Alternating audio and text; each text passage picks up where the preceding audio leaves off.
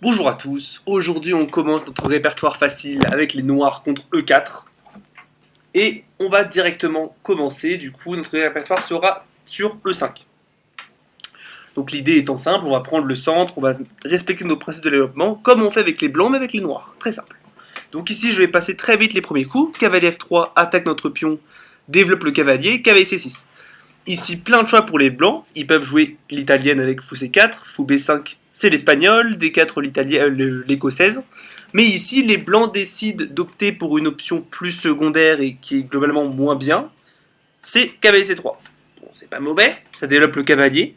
Mais dans ce cas-là, ce qui va se passer, c'est que du coup, on va simplement pouvoir respecter nos principes d'ouverture beaucoup plus facilement. Développer nos pièces et préparer le roc. Donc il faut d'abord développer celle-ci. Et comme je vous l'ai dit sur les principes d'ouverture, en général il faut développer les cavaliers avant les fous. Donc cavalier F6 joué par les noirs. Et on a la position des 4 cavaliers dès le début ici. Les 4 cavaliers sont sortis. 4 cavaliers. Et je propose directement de commencer. Voilà, c'est en 20 minutes chrono, on n'a pas le temps de tergiverser. Gambit Halloween. Donc, je répète la position des 4 cavaliers. On commence par le Gambit Halloween, un Gambit extrêmement rare mais que je considère important à connaître un peu. Cavalier prend E5.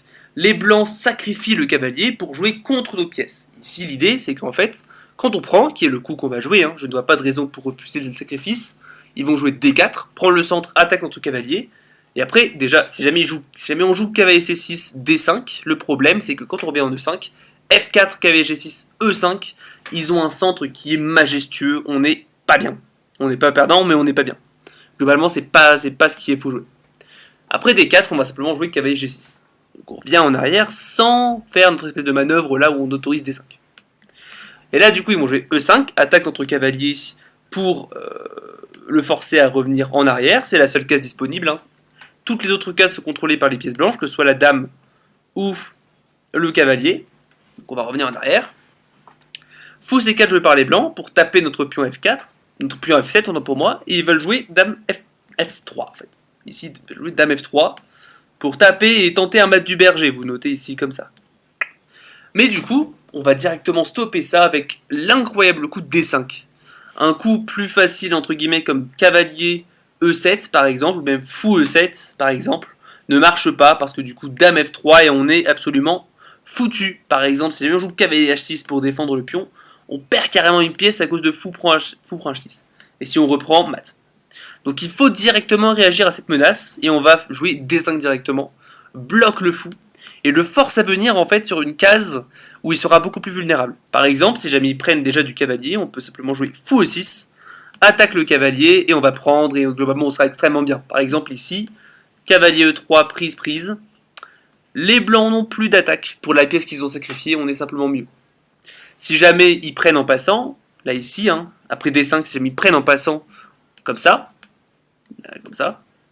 tac, on peut simplement prendre, et en fait, le pion E5 n'est plus là, il ne contrôle plus la case F6, ce qui fait que si jamais il joue dame F3, on peut simplement développer notre cavalier. Et non plus d'attaque, vous notez là, c'est bloqué par le cavalier. Et le pion n'est plus là pour prendre le cavalier, on est très bien. Donc ils vont prendre plutôt du fou, ici. Après D5, ils jouent fou prend D5. Sur quoi on va jouer cavalier E7 directement, cavalier 8 E7. Attaque le fou, il est obligé de revenir, par exemple fou B3, et on pourra simplement jouer cavalier F5. Attaque le pion, vous notez là qui est défendu qu'une seule fois par qui est défendu qu'une seule fois par la dame. Et on va jouer fou B4 ensuite, puis roc. Par exemple ici, fou E3 pour défendre le pion, on va jouer fou B4 suivi de petit roc. Par exemple, petit roc, fou prend cavalier, pion prend fou, petit roc. Est une très bonne position pour nous, on a simplement une pièce de plus quoi, pour deux pions. Mais globalement on a une pièce de plus, et l'ordinateur nous dit déjà que c'est un gros avantage noir. Donc ça c'est pour le Gambit Halloween, qui n'est pas très beau. Et on continue tout de suite avec l'italienne. Donc je reprends cette position des 4 cavaliers. La variante italienne c'est quand ils jouent fou C4. Donc ils viennent mettre leur fou vers le centre, ils viennent contrôler les cases, préparer le roc, c'est le coup qui respecte le plus les principes d'ouverture. Sauf qu'ici, quand le cavalier est déjà sorti en C3, il y a une tactique qu'il faut connaître qui est extrêmement populaire, et c'est une fourchette centrale, donc je vais l'appeler la tactique de la fourchette centrale. Et c'est par exemple ici, on peut jouer directement cavalier prend E4. Fou C5 pour continuer la symétrie est possible aussi. Si jamais vous avez envie d'explorer, vous pouvez, c'est possible aussi. Mais du coup, cavalier prend E4 est le coup le plus logique. Et le mieux, c'est celui qui égalise beaucoup plus facilement. Ici, notez, l'idée, hein, c'est que on va prendre, quand ils prennent, on peut jouer D5. Et ici, vous notez, c'est une grosse fourchette, c'est défendu par la table. Donc déjà, dans un premier temps, ils peuvent se dire, ok, je peux prendre, mais si jamais je bouge mon fou ici, si jamais je le bouge, si jamais je fais à ce qu'il soit pas là, il n'y a juste plus de fourchette. Ah, mais si je le bouge, il va me prendre mon cavalier, je perds un pion. Comment je peux faire? Oh, fou prend pion. Je prends un pion, je fais un desperado, ce qu'on appelle, et je vais pouvoir ensuite prendre, et quand il jouera des 5, ce ne sera plus fourchette. Ok, mais ce qu'on va dire, c'est très bien, ton plan marche, mais il n'est pas bon. Pourquoi? Roi prend fou, hein, on est obligé. Cavalier prend cavalier, D5 quand même. Ce n'est plus une fourchette, mais le problème, c'est que déjà quand il bouge, on va pouvoir simplement jouer E4, et là vous notez, c'est comme le Gambit Halloween, sauf qu'on n'a pas de sacrifice de pièces. Tout bénéfice pour nous, quoi. On est très heureux. Par exemple, cavalier G1, on va pouvoir simplement jouer un coup comme fou C5, apparemment. Apparemment, ça marche. Par exemple. Et on sera très heureux. Mais du coup, la ligne ici, qui est la plus populaire pour les blancs, ils se disent, ah ouais, si jamais je reviens en arrière, je sais qu'il pousse le pion, et globalement, je suis obligé de revenir à la maison avec mon cavalier. Donc je vais faire échec. Comme ça, il peut pas faire. Ce qui est vrai, mais c'est pas bon non plus. Ici, on doit bouger notre roi. Donc globalement, la case la plus logique pour le faire, c'est roi G8. Hein, pour venir mettre le roi à l'abri comme un espèce de roc un peu traficoté. Si jamais on vient en E8, le problème c'est que notre roi est encore au centre. Hein, vous notez ici, il est encore bien dans les courants d'air. Donc ça peut poser problème. Et si jamais on vient en G6, le problème c'est qu'il est beaucoup trop en danger. Ça ne sert à rien de se mettre autant en danger. Donc ici, roi G6, roi G8, c'est le coup le plus populaire. Et maintenant, ici, on va jouer H6 au prochain coup. Pourquoi? Pour se créer une case de sortie. Par exemple, sur C3, si jamais on décide simplement de jouer E4, le problème c'est qu'en fait ici, ils peuvent simplement prendre le pion. Et après pion prend, le problème c'est qu'il y a dame B3 et c'est mat. On peut simplement retarder l'échéance, vous notez dame D5 bloc, prise, fou E8 bloc, prise et c'est échec et mat de toute façon. On a juste retardé l'échec mat de 2 coups. Mais du coup, on voit toute l'importance du coup H6 pour venir déjà attaquer le cavalier, mais surtout créer la case de sortie H7 pour notre roi. Ici, les blancs sont déjà très très mal. Par exemple, cavalier H3 joué, prise E4, et globalement, ils sont déjà complètement morts. Par exemple, cavalier D4, cavalier E5, et on réussit à prendre un bon contrôle des cases du camp blanc. Donc, on est très heureux. Donc, le gambit Noah, donc c'est le gambit quand ici ils viennent prendre le pion, ne marche pas. Enfin, il est juste assez mauvais. On a un avantage dès le début. Donc ici, la ligne principale reste de prendre le cavalier, mais on l'a vu ici dans ce cas-là, D5, fourchette, on regagne le matériel. Si jamais ils prennent déjà notre pion, dame prend fou, le cavalier est attaqué, ils peuvent revenir en arrière pour attaquer notre dame, mais dans ce cas-là, on vient en H5, en A5. Notre dame est assez active et globalement assez difficilement attaquable, et on pourra simplement opter pour un grand roc, avec fou G4 et grand roc du coup, avec des possibilités de F5, E4. Globalement, on va réussir à balancer une grosse attaque sur cette grosse aile roi là ici, avec nos pions, tandis que notre roi sera bien à l'abri à l'aile dame. Voilà. C'est l'idée si jamais ils prennent. Mais le meilleur coup reste de revenir en arrière, un coup assez rare chez les amateurs, mais qui est joué constamment chez les maîtres. Donc je conseille quand même de le voir. Sur quoi on va simplement prendre le matériel, on est obligé. Fou prend pion, et ici, fou D6, on développe nos pièces. On va roquer au prochain coup, par exemple petit roc, petit roc.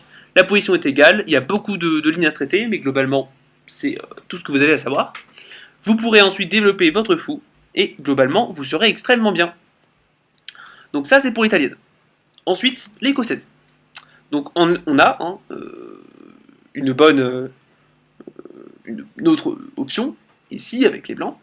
On a déjà vu, du coup, l'italienne, ou le Gambit Halloween, qui sont ces deux coups que j'ai mis en vert. Mais du coup, un autre coup qui peut être possible, c'est d'égaler directement. Les blancs viennent prendre un grand centre. Ils viennent challenger notre centre. Ils viennent menacer notre pion. Hein, et on doit réagir. Une bonne règle que je conseille aux débutants, c'est que si jamais les blancs ont un gros centre, c'est-à-dire qu'ils ont 2 pions dans le carré magique ou plus, il faut absolument les éliminer. Et ici, ce qu'on va faire, du coup, c'est qu'on va simplement prendre. Logique, on élimine. Défendre simplement le pion, le problème c'est que ça laisse beaucoup trop d'espace au blanc, avec D5 par exemple, cavalier E7, et autant vous dire que ce gros complexe de pions est très compliqué à jouer avec pour les noirs. C'est mieux de simplement éliminer le centre de pion blanc. Prise. Une ligne secondaire, c'est cavalier D5, mais je vais passer assez vite dessus. Le coup que je conseille pour les débutants, c'est fou E7. Défendre le cavalier et bien du coup possiblement menacer ce pion-là. C'est assez intéressant de le faire comme ça. Ils vont prendre notre pion, hein, ils viennent recapturer. Sur quoi prise. Petit roc est une manière très facile de prendre l'égalisation. On va jouer fou F6 ensuite, D6, avec une position extrêmement bonne. Mais du coup, ils vont pas jouer ça.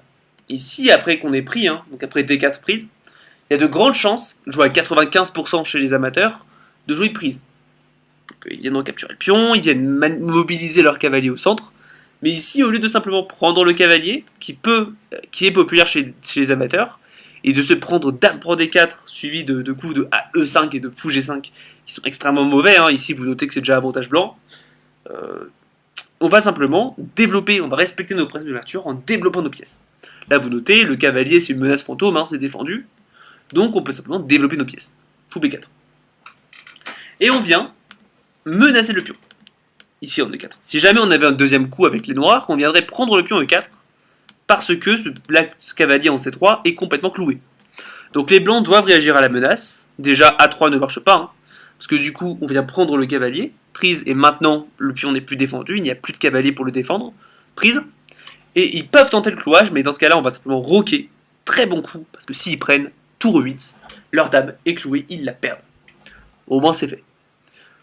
Et l'idée du coup, c'est qu'ils savent qu'ils ne peuvent pas simplement réagir, donc ils veulent défendre le pion, globalement avec fou D3, mais s'ils font ça directement, ils se prennent cavalier prend D4, et vous notez que le fou défend, coupe la défense de la dame.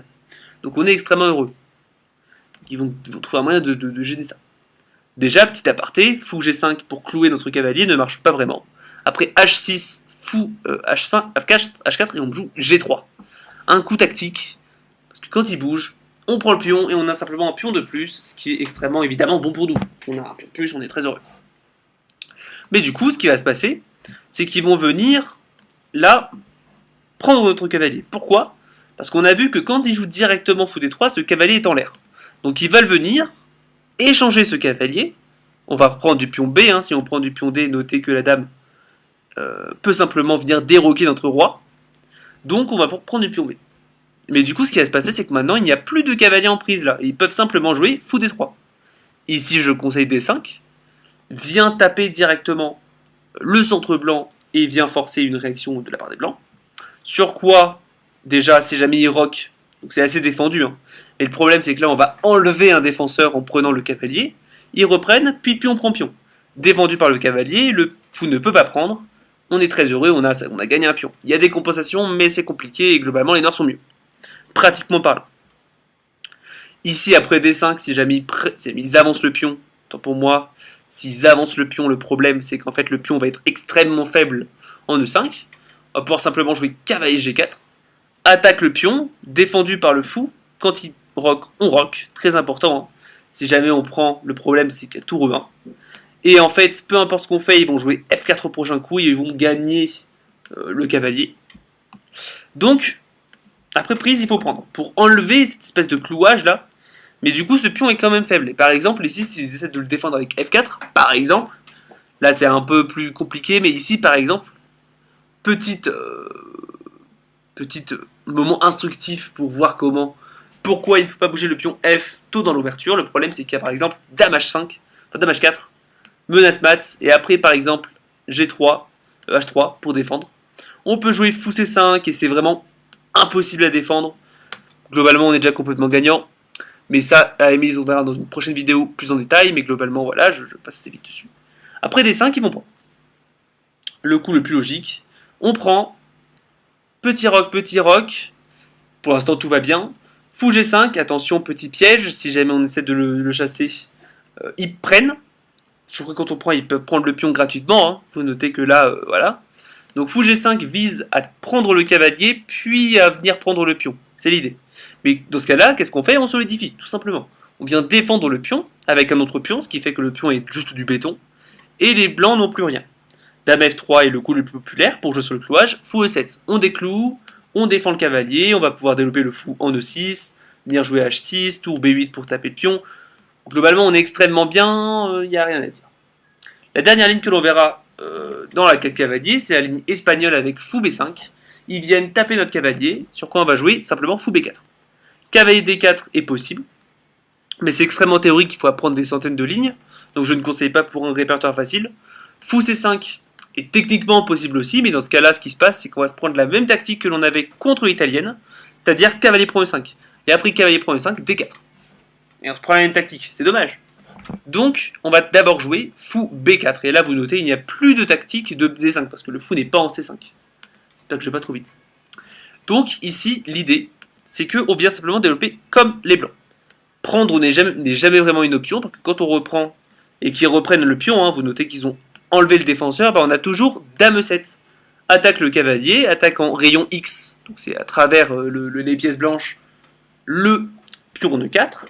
Par exemple, si jamais ils viennent défendre avec D4, pour tenter de garder le centre, le problème, c'est qu'ils se clouent, en fait, vous notez le cavalier, ce qui fait que le pion E4 n'est plus défendu. Et c'est juste égal. Et du coup, on avait vu que prendre n'est jamais vraiment une option. Et du coup, ils vont plutôt roquer à la place. Sur quoi on va roquer aussi, on copie les blancs. Et ici, ils ne peuvent toujours pas roquer, hein, ils ne peuvent toujours pas prendre, parce qu'on va prendre. Et quand ils reprennent ici, on peut toujours jouer dame E7, mais ici, je conseille simplement tour E8. On vient attaquer, cette fois-ci avec la tour. D4 n'est toujours pas possible, hein, parce qu'après prise, bah, le pion ne sera plus défendu. Donc ils vont revenir en arrière, attaquer notre fou. Prise, prise, prise, et on a quand même regagné notre pion, on est extrêmement heureux. Donc encore une fois, prendre n'est pas possible, n'est pas une option très viable.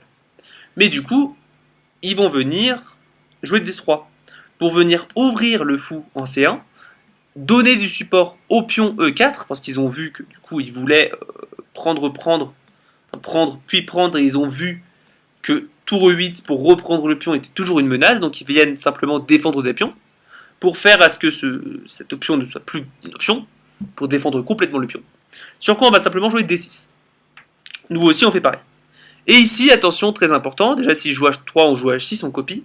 Et là, ils ont plus cette idée qu'on va voir juste tout de suite, c'est-à-dire fou G5. Et là, ici, extrêmement important, il ne faut pas copier.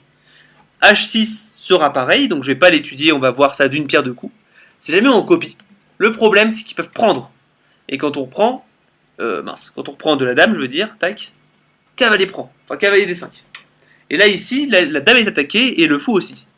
On est obligé de bouger la dame, on vient ici pour défendre le pion, mais ici, fou prend cavalier, enlève le défenseur du fou, et quand on reprend, ils prennent une pièce de moins, on n'est pas heureux. Donc, que faire? Ici, après fou G5, du coup, on a vu que le gros point faible, c'était du coup qu'ils vont prendre, puis ils vont jouer cavalier D5 pour taper sur notre dame et sur notre fou. Donc dans ce cas-là, si jamais il n'y a pas cavalier D5, il n'y a pas de menace, il n'y a pas de tactique. Prise. Il n'y a plus de tactique. Ils n'ont plus de cavalier D5. Donc du coup, après prise, maintenant, on peut simplement se développer. Par exemple, H6 pour attaquer le fou, puis A6 pour attaquer le fou, puis dame E7. Et nos pièces continueront à se développer. Fou G4, cavalier D8, E6, et on est très bien. C'est tout pour la 4 cavaliers, je suis allé quand même assez vite, c'est le but que la vidéo soit très très rapide et très complète. Donc là vous avez la 4 cavaliers entière pour les noirs. J'espère que vous avez bien aimé, que vous avez bien compris et que vous pourrez bien jouer contre la 4 cavaliers du coup avec les noirs, que vous saurez jouer contre. Je vous dis à bientôt pour une prochaine vidéo, possiblement de prochaines lignes à jouer avec les noirs contre 4. Et je vous souhaite un bon apprentissage, un bon week-end. C'est Dragonnier Alpin. Tchuss.